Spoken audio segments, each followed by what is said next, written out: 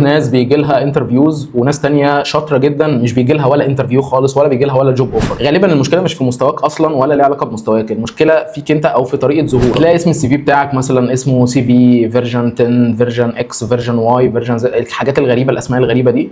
غالبا برضو انت مش حاطط جيت هاب في الكود اللي انت عامله. غالبا برضو انت اكيد مش عامل بورتفوليو للحاجات اللي انت عملتها او للمشاريع القويه اللي انت برضو سكسس ستوري اللي انت عاملها. حتى لو انت خريج جديد انت برضو محتاج حاجه زي كده. السي في بتاعك كده كله ميكس، انت مش معروف انت سبيشالست في ايه، فبالتالي الموضوع انا ممكن اقرا سي في ما افهمش انت اصلا التخصص ايه بتاعك.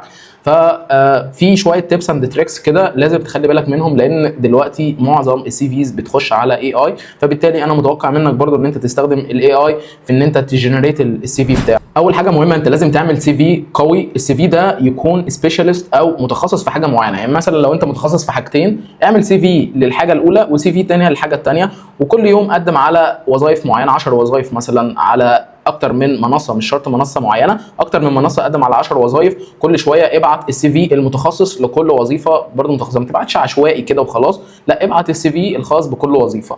تاني حاجه ظبط لينكد ان، ظبط المشاريع، ظبط السكيلز، ظبط شكلك صورتك، الكلام ده كله برضه الاي اي هيساعدك كتير جدا في ان انت تظبط اللينكد ان بتاعك.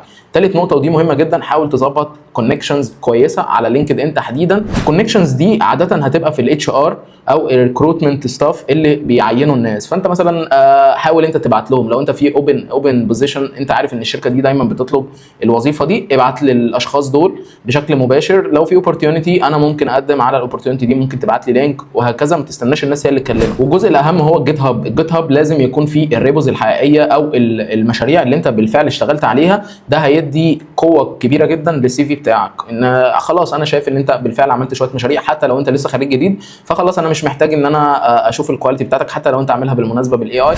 في الاخر انت بتقدم خدمه، فلازم تظهر الخدمه دي عشان تعرف تبيع نفسك بشكل كويس. اعمل شويه التيبس اند تريكس دول وحاول تقدم تاني واستعين بالله، وباذن الله تلاقي بوزيشن وتلاقي وظيفه كويسه الفتره الجايه. شكرا.